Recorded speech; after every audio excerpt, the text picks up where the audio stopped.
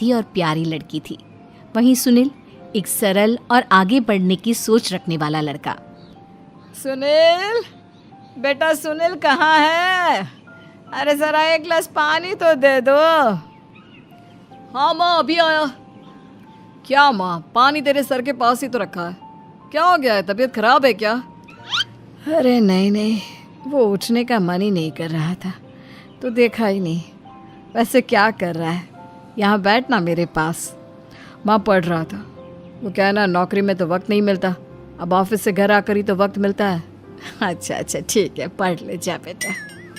सुनील पढ़ लिख कर और आगे बढ़ना चाहता था, लेकिन माँ की तबीयत खराब देखकर सोचता है कि शादी ही कर ले। कब तक माँ का ख्याल वो अकेले रख पाएगा?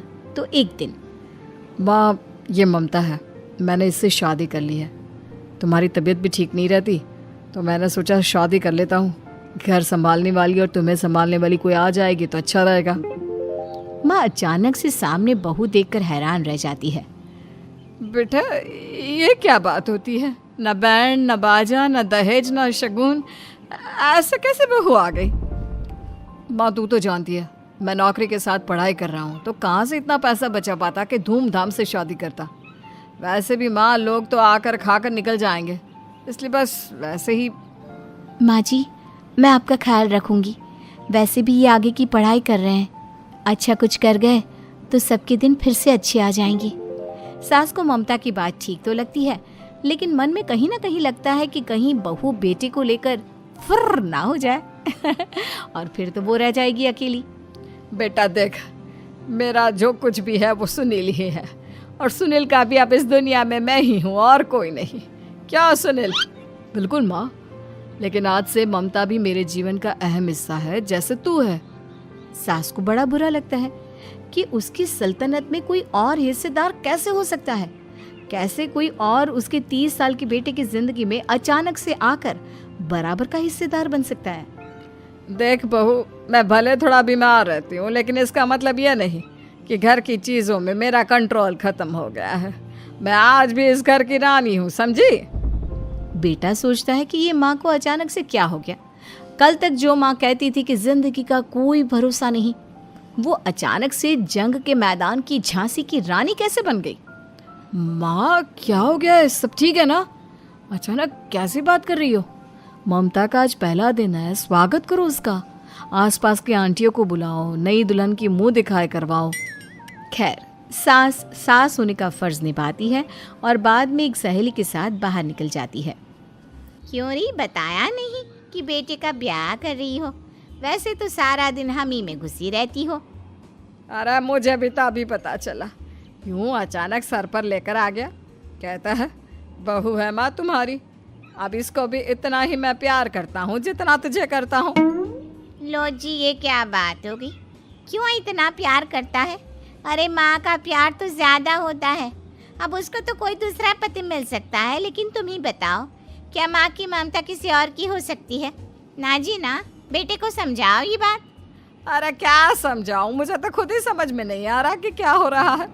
जो बेटा कल तक माँ माँ करता था, अचानक से बीवी बीवी का राग आलाप रहा है। देखा, उसकी बीवी ना सुंदर और जवान है। सुंदरता के आगे तो एक से एक नहीं टिके, तो तेरा बेटा किस खेत की मूली है? सास को भी समझ में आ जाता है कि बहू की सुंदरता के आगे माँ का प्यार किसी काम का नहीं। उधर बीवी, ए जी, अम्मा जी सहेलियों को छोड़ने गई थी, अभी तक आई नहीं, हम देख आए क्या? अरे रहने दो ना, आ जाएंगी। कहाँ जाएगी, उनकी आदत है, एक बार जाती है तो पूरी पंचायत खत्म करके ही आती है। अच्छा ही है, खाना वाना खा कर गई होगी। छोड़ो ना, घूमेगी तो खाना पचेगा नहीं तो ऐसे ही खाट पकड़ लेगी। बहू भी शांत हो जाती है। उधर सास सोचती है कि आज थोड़ा देर से ही घर जाती हूँ, जब बेटा परेशान होकर ढूंढेगा तब मजा आएगा। बीवी को खुद ही पता चल जाएगा कि माँ के आगे उसकी दाल नहीं गलेगी। लेकिन वहीं दूसरी ओर घर पर, ए जी, माँ जी अभी भी नहीं आई, हमको तो घबराहट हो रही है कि क्या करें, जाकर पता करें किसी के घर। अच्छा, कहाँ जाओगी ये भी बता दो। पहला दिन है तुम्हारा इस घर में और एक ही दिन में मोहल्ला छानोगी क्या? हाँ, तो आप भी तो नहीं जा रहे हैं ना, हमको फिक्र हो रही है। अरे यार, ये रोज का है अम्मा का, खाओ और सो जाओ। बस फिर क्या था। बेटा बहू खाना खाते हैं और कमरे में सोने चले जाते हैं।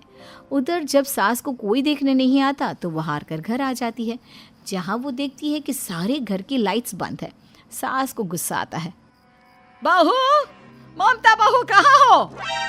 लेकिन सारे दिन की थकी बहू को ऐसी नींद आती है जैसे किसी ने भांग की गोली खिला दी हो। वो तो नहीं उठती। उठकर आ जाता है बेटा। अरे क्या बात है अम्मा, काहे चिल्ला रही हो? अरे सो जाओ ना, सुबह की थकी है बहू, वो सो रही है। जोर से बोलोगी तो नींद खुल जाएगी उसकी। माँ को गुस्सा आ जाता है। फिलहाल तो सो जाती है, लेकिन मन ही मन ढेर सारा जहर बहू के लिए भरा होता है। सुबह बहू चाय बना रही होती है कि सास धीरे से गैस तेज कर देती है, जिससे चाय का बर्तन जल जाता है। और जैसे ही बहू चाय का बर्तन उठाती है उसका हाथ जल जाता है। मेरा हाथ जल गया।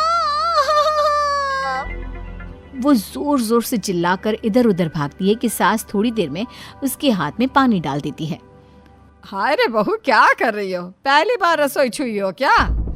सासू माँ गलती से गैस तेज रह गई थी और बर्तन जल गया, जिससे मेरा हाथ जल गया। हाय रे, कितना गंदा दाग। छी छी छी छी, मुझे तो उल्टी आ रही है तेरा गला हुआ मांस देखकर। तू ना मुझे अभी साथ से खाना मत लगाना। बहू भी खुद का हाथ देखती है तो उसे भी रोना आ जाता है। कुछ दिनों के बाद सास की सहेली आती है। बहू चाय बनाकर लाती है। उसके जाने के बाद सहेली कहती है, बहू की सुंदरता ऐसी है कि कोई भी दीवाना हो जाए। वैसे तेरे बेटे का क्या हाल है? अरे वैसा ही है, बहू के पीछे लट्टू। क्या करूं, कुछ समझ में नहीं आ रहा। मैंने तो बहू के चेहरे पर दिवाली के पटाखे की चक्री फेंक दी, उसका पूरा चेहरा जल गया। अब देखो ना रही सुंदरता, और ना ही अब मेरा बेटा उसे पूछता है। अरे अब तो वो उसे छोड़कर दूसरी भी देखने को बोल गया है मुझे। बहू सारी बात सुन रही होती है। आंटी एक बात बताइए, क्या भरोसा है कि दूसरी सही आए और आपके अनुसार रहे? देखिए आंटी, मेरी सासू माँ को गलत बात सिखाने की जरूरत नहीं है। हमारा परिवार साथ में खुशी से रह रहा है। देख बहू, मेरी सहेली की बेइज्जती ना कर, वही अच्छा रहेगा तेरे लिए, समझी? बहू नहीं मानती है। वो बार बार उनकी सहेली को घर से निकल जाने को कहती है। तभी सास की सहेली पास के चूल्हे से लकड़ी लाकर बहू के चेहरे पर लगा देती है। बहू जोर जोर से रोने लगती है। अरे ये क्या कर दिया? मैंने कहाँ किया, ये तो तूने किया। तू ही नहीं चाहती थी कि बहू बेटे के साथ रहे, भला मैं क्यों करूँगी? मैं तो चली, निपटो अब। बहू रो रही होती है, दर्द से चिल्ला रही होती है, लेकिन सास उसे डॉक्टर के पास नहीं ले जाती। तभी पति आता है। क्या हो गया ममता?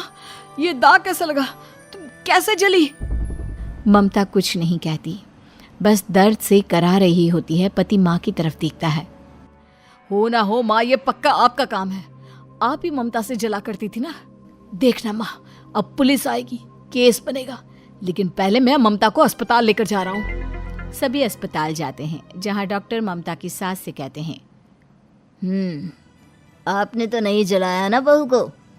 अब ममता की सास के तो पसीने छूट रहे होते हैं। वो घबरा कर कहती है, ना ना डॉक्टर साहब, कैसी बात करते हैं? हम क्या जलाएंगे अपनी बहू को? डॉक्टर ममता के पति से पूछते हैं। देखिए, क्योंकि ये ससुराल में जली है तो मामला पुलिस का बनता है, तो आप पहले पुलिस को बुलाइए, तभी इलाज पूरा होगा। सास डर जाती है कि अब तो बच्ची जिंदगी जेल में ही रहना होगा। रहने दीजिए ना, पुलिस को क्यों बुलाना? सारी हंसी खत्म हो जाएगी जब पुलिस के डंडे पड़ेंगे। बहू को जलाना भले ही बहुत आसान हो, लेकिन उसके बाद सारी जिंदगी जेल की हवा खाना। सास डर जाती है। पुलिस आती है। पास लेटी दर्द से करा रही ममता स्टेटमेंट देती है। तो क्या हुआ था? कैसे जली आप? ममता पास खड़ी सास को देखती है। बेटी बताओ, कैसे जल गई तुम? ओए, काका का किरण वाली शाहरुख, चुप, बिल्कुल चुप। सास चुप। सभी इंतजार करते हैं कि ममता क्या बोलेगी। जी, मैं खाना बना रही थी, लकड़ी उड़कर मेरे ऊपर गिर गई और मैं जल गई।